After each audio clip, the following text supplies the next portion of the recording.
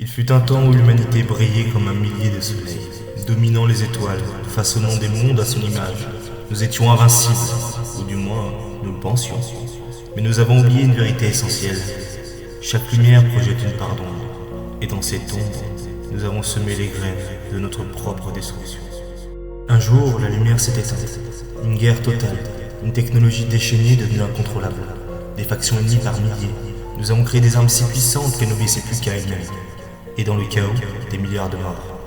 Des mondes entiers ont été réduits en sang, leurs cieux obscurcis par des flammes qui ne s'éteindront jamais. Ce fut alors le grand exode, une fuite désespérée. Les survivants, trop affaiblis pour combattre, trop coupables pour oublier, ont abandonné leur maison, leur vie et même leur identité.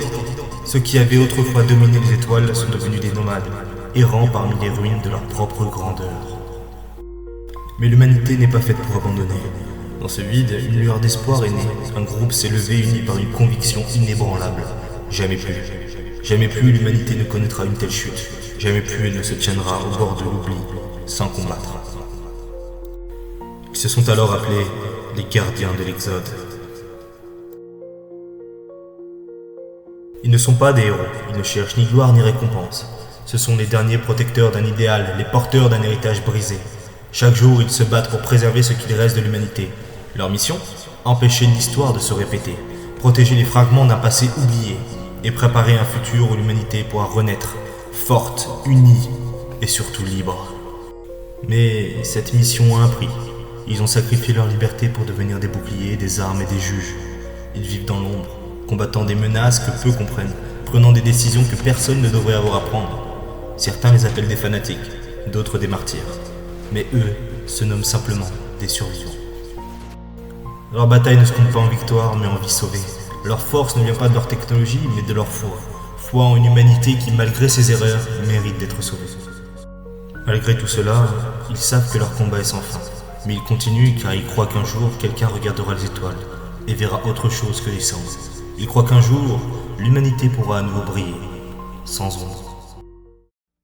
Les gardiens de l'Exode ne sont pas des héros.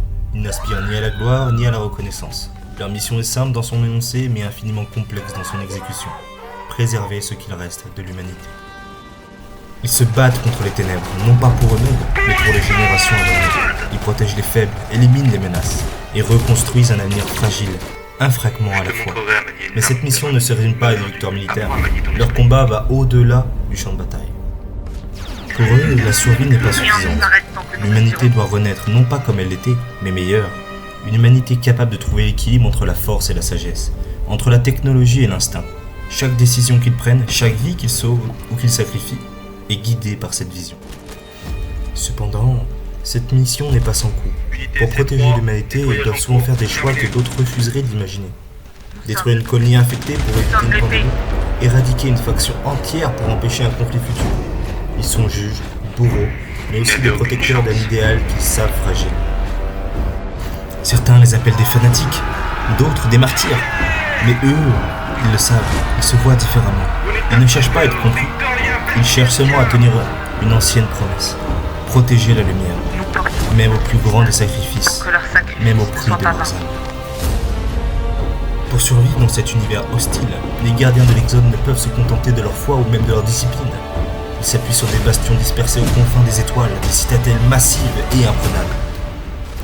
Ces bastions ne sont pas de simples forteresses, ce sont des sanctuaires où se mêlent ingénierie avancée et pragmatisme.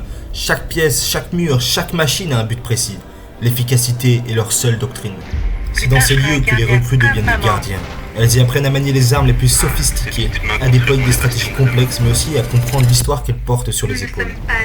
Car ces bastions ne sont pas seulement des lieux d'entraînement, ils sont les gardiens de la mémoire collective des exilés. Leur technologie, bien qu'avancée, n'est pas un héritage sacré. Elle est un outil constamment testé, amélioré et parfois abandonné. Ils savent que la stagnation est un ennemi aussi mortel que leur adversaire. Alors ils expérimentent, ils prennent des risques, même face à l'échec. Une arme instable, un prototype défectueux, tout est essayé, car chaque innovation peut être la clé de leur survie. Mais cette dépendance à la technologie ne les rend pas aveugles.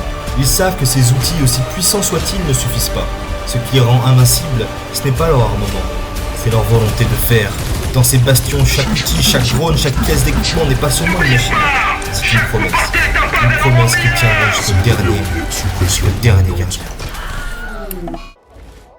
Au final, ce qui unit les gardiens de l'Exode, ce n'est pas seulement leur mission, ce n'est pas leur technologie, ni même leur discipline militaire. Ce qui les maintient debout face aux ténèbres, c'est leur foi. Pas une foi religieuse, ni mystique, mais une conviction absolue. L'humanité, malgré ses échecs, malgré ses erreurs, mérite d'être sauvée. Cette conviction se manifeste à travers des rituels simples, mais puissants. Avant chaque mission, les gardiens se rassemblent. Ils récitent la loi de l'Exode. Des mots inscrits dans leur mémoire collective, des paroles qui leur rappellent pourquoi ils se battent. Chaque gardien porte sur lui un fragment de leur histoire, une plaque gravée avec les noms des disparus, un symbole tatoué, un souvenir du grand Exode. Ces marques ne sont pas là pour glorifier le passé, mais pour s'assurer qu'il ne sera jamais oublié.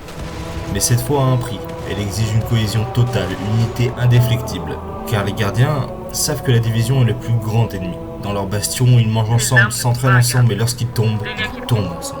Leur force ne vient pas de leurs armes ou de leur technologie. Elle vient de leur lien, un lien forgé dans le feu de leur mission. Un lien qui, eux, l'espèrent, résistera à toutes les épreuves. Sous leurs armures renforcées et leurs armes de pointe, les gardiens de l'Exode ne sont que des humains. Ils ressentent la peur, la douleur et parfois le doute.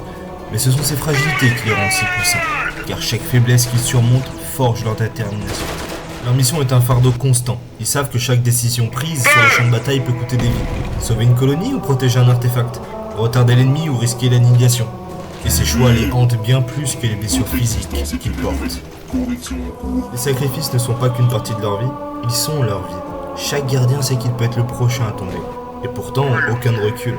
Ils avancent, non pas parce qu'ils sont sans peur, mais parce qu'ils savent que leur peur est un prix bien maigre, comparé à ce qu'ils protègent. Mais ces sacrifices laissent des cicatrices, invisibles à l'œil nu, une culpabilité qui s'accumule, une fatigue qui s'installe. Certains gardiens finissent par s'effondrer, incapables de porter ce fardeau plus longtemps. Et pourtant, ils se relèvent, parce que s'arrêter n'est pas une option. Quand un gardien tombe, ce n'est pas la fin. Ses camarades se rassemblent, recueillant son insigne et murmurant son nom. Car pour eux, chaque sacrifice est une promesse. Une promesse qui tiendra jusqu'à l'interdiction. L'exode n'était pas qu'une fuite, c'était une promesse envers les morts laissés derrière, envers les survivants éparpillés et envers les générations futures. Les gardiens ont juré de tenir cette promesse, coûte que coûte. Leur héritage n'est pas leur puissance militaire ni leur victoire sur le champ de bataille. Leur héritage, ce sont les fragments qu'ils préservent. Des récits, des artefacts, des souvenirs d'un monde perdu. Dans leur bastion, ils conservent les codex de l'humanité. Des archives contenant chaque mot, chaque image, chaque idée qui pourrait être un jour utilisée pour reconstruire une civilisation meilleure. Pour les gardiens, chacune de ces pages fait partie de leur héritage. Mais cet héritage va au-delà des archives. Il est gravé dans leur chair, inscrit dans leur esprit. Chaque gardien porte sur lui le poids du passé, les noms des disparus, les leçons tirées de l'Exode. Ils savent que leur existence est éphémère, mais que leur mission, elle, est éternelle. Les gardiens ne verront peut-être plus jamais le futur pour lequel ils se battent. Ils savent que leur rôle est de préparer le chemin, pas de l'emprunter. Mais cela ne les arrête pas, car ils croient qu'un jour, quelque part, quelqu'un se tiendra sous un ciel étoilé, libre, et se souviendra de leur lumière.